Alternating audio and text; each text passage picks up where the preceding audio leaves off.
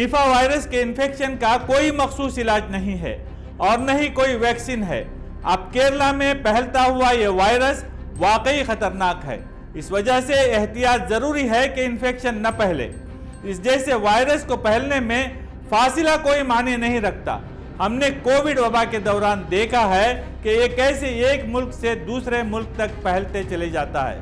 یہ virus Covid کے جیسے نہیں پھیلتا، لیکن اس وائرس کا انفیکشن خطرناک ثابت ضرور ہو سکتا ہے، اس لیے ہم کو ہوشیار رہنا ہوگا۔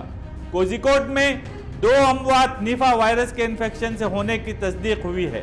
اس کے بعد بدھ کو ریاست کیرلا کے کوزیکوڈ ضلع میں اسکول، دفاتر اور پبلک ٹرانسپورٹ کو احتیاطی اقدام کے طور پر بند کر دیا گیا تھا۔ اب کیرلا کے کیلیکٹ ضلع میں 24 ستمبر تک تمام اسکول اور کالج بند رکھنے کا حکم جاری کیا گیا ہے۔ اب تک 7 افراد میں نیفا وائرس کی تشخیص ہوئی ہے اور 2 کی موت ہو چکی ہے۔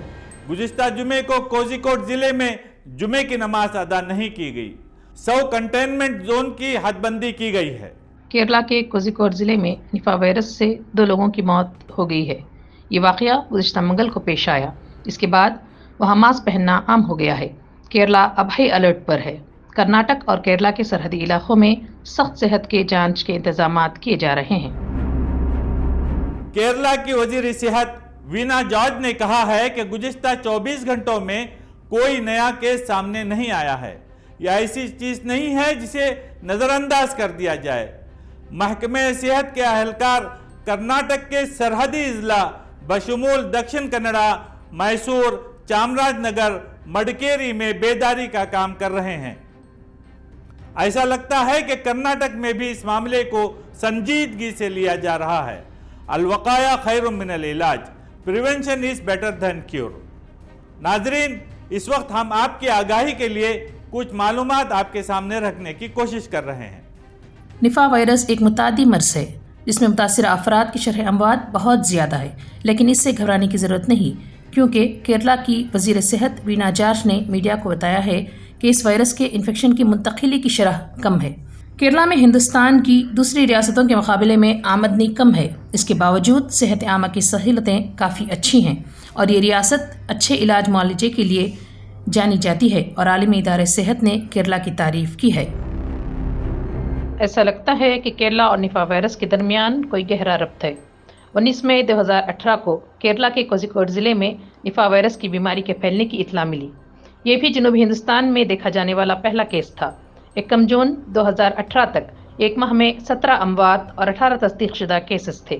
2018 میں کیرلا میں نیفا کی مار سے 21 لوگوں کی موت ہو گئی۔ حال ہی میں 2019 اور 2021 میں کیرلا میں نیفا وائرس کا انفیکشن ظاہر ہوا۔ نیفا پہلی بار کیرلا میں نہیں پایا گیا تھا، بلکہ 2001 اور 2007 میں مغربی بنگال میں شروع ہوا تھا۔ 2001 میں نیفا وائرس سے بنگلہ دیش میں 91 افراد متاثر ہوئے، ان میں سے 62 لوگوں کی موت ہو گئی۔ نیفا وائرس کہاں سے آیا؟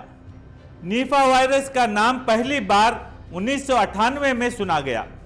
1998 سے 2015 تک دنیا بھر میں 600 سے زائد افراد نیفا وائرس سے متاثر ہوئے۔ سائنسدانوں کے مطابق نیفا وائرس چمگاڈروں کے جسم میں صدیوں سے موجود ہے۔ نیفا وائرس سب سے پہلے ملیشیا اور سنگاپور میں دیکھا گیا۔ یہ وائرس خاص طور پر خنزیر کے فارموں میں پایا گیا تھا۔ خنزیر پالنے والے کارکنوں اور اس فارم کے مالکان بخار میں مبتلا ہوئے اور بعد میں یہی بخار جان لیوا ثابت ہوئی۔ نیفا وائرس نہ صرف خنزیر بلکہ چمگاڈروں سے بھی پھیلتا ہے۔ یہ وائرس چمگاڈروں اور خنزیروں کے جسمانی رطوبتوں سے انسان میں منتقل ہوتا ہے۔ انسان سے انسان میں منتقلی کی مثالیں بھی موجود ہیں۔ چاہے علامات کچھ بھی ہوں، احتیاط ضروری ہے۔ نیفا وائرس کا انفیکشن ہوتے ہی پہلے بخار ہوتا ہے، سانس لینے میں تکلیف بھی ظاہر ہونے لگتی ہے، اس کے ساتھ ہی سر درد اور قے شروع ہو جاتی ہے۔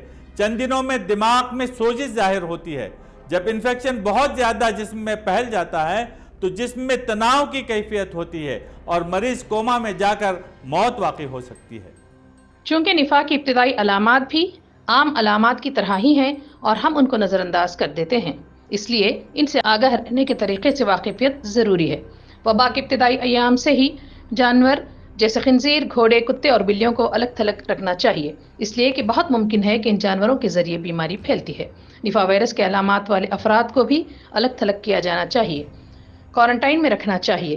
نفا سے متاثرہ افراد کے استعمال شدہ کپڑے اور برتن، خاص طور پر جو غسل خانے اور بیت الخلاء میں استعمال ہونے والی اشیاء، الگ سے اچھی طرح صاف کرنا چاہیے۔ نفا وائرس کے مریض سے ہاتھ ملانے سے گریز کریں اور متاثرہ افراد کے رابطے میں آنے کے بعد ہاتھ اچھی طرح دھوئیں۔ مریضوں کا علاج کرتے وقت ماسک اور دستانے ضرور پہنیں۔ تمام قسم کے پھلوں کو اچھی طرح دھو کر کھایا جائے یا پھر چھل کر پکایا جائے۔ جانوروں اور پرندوں کے کھائے ہوئے جھوٹے پھل نہیں کھانے چاہیے۔ وبائی علاقوں میں جمع ہونے والا پانی جہاں چمگاڈر عام ہو استعمال نہ کریں۔ ناظرین، اگر آپ کو مدد کی ضرورت ہو تو 104 پر کال کرنا یاد رکھیں۔ اب تک صرف اتنا ہی، آگے کسی اور ایشو پر آپ کے روبرو ہوں گے۔ اس وقت تک کے لیے اللہ حافظ۔ آپ دیکھ رہے ہیں البلاغ چینل، حق کا پیغام انسانیت کے نام۔